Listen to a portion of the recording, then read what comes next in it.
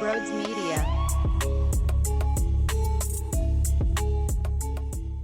It's a shame that we were robbed of the last 2 months, but it is what it is, and now it's time to go full throttle mode and see if we can make a miracle happen. Nick Foles outcompeted Tom Brady in the Super Bowl. Anything can happen, damn it. Now, would I put a ton of money on it? No, not necessarily. It is absolutely a far shot, but I'm not really that afraid of the Indiana Pacers, of the Cleveland Cavaliers, of the Orlando Magic. Like, these teams are not filled with elite skill to the point where a Joel Embiid can't take them down in a series. Boston, different story. Milwaukee, I still wouldn't favor the Sixers, but they do have holes, and they are a beatable bunch. Look, I don't know, but I do know that superstar, elite, ridiculous, fucking talented human beings like Joel Embiid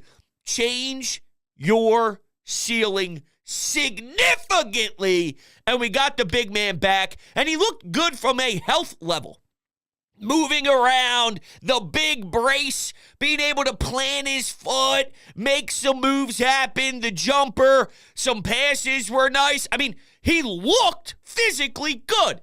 The fatigue part of it absolutely settled in. All right, huffing and puffing, hands on his knees. That's why they were trying to get him back out there so he could play a couple of regular season games before we get to the play-in stuff. I mean, that's just reality of it. That was always going to be the case, though, right? That's not surprising to me.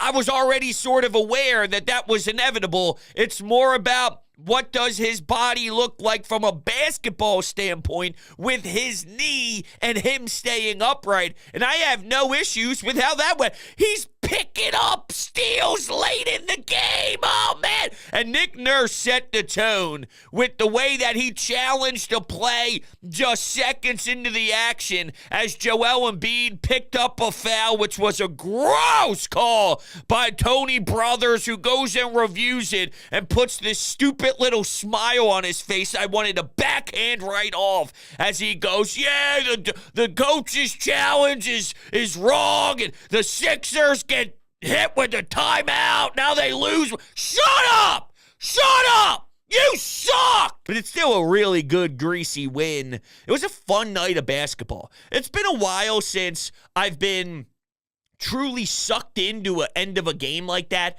because, well, it's lost a little bit of the pop lately. So it's coming after Bryce Harper hits 3 home runs, including a grand slam, 6 RBI. You flip the channel over after the Phillies game ends, although I had both on at 2 screens at the same time because it's 2024 and that's what you do.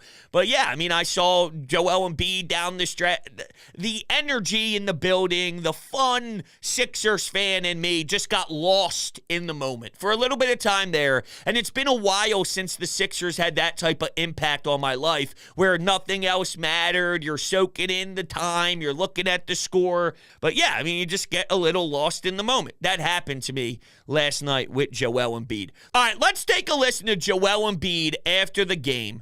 This is Embiid talking about the recent time off from his knee surgery and how it affected his mental health. Thought it was pretty interesting. Now, this clip is just from a reporter who was standing there in the locker room, so you might hear some noise and you might hear some other guys getting undressed in the locker room and getting ready for it or whatever. Joel Embiid wears his DX Suck It t-shirt and has that on in the front, which is amazing. WrestleMania, baby, here we are. But anyway, here's Embiid. Decide what it was like to get to the point where you could come back today, make that decision, and then take the floor for the first time in a couple months. It's not a good one, I'll tell you that. This usually when I have injuries, I just tell myself, move on to the next one, get better, and then fix it. But this one was, it took a toll mentally, being depressed, and it was not a good one. So, still not where I'm supposed to be, especially mentally. But I just love to play, and love basketball, and I want to play. And any chance that I can be out there, I'm gonna take it. Why did this one? I never understood the hate for Joel Embiid There's a lot of people in this town that say he stinks, he's never going to win, he's never going to do that. First off, he's one of the most skilled players in the NBA. You can't ask for anything more than that. When you are setting up a franchise and you ask what can the best possible option be for us to find a top 3, top 4 player in the league, you have that, so that's number one. And he talks about what this did to him mentally, talking about being depressed. And all. You know what? It's because all he wants to do is exactly what we want. All we want is to win, right? As Sixers fans, we want a championship so bad and we are so hungry.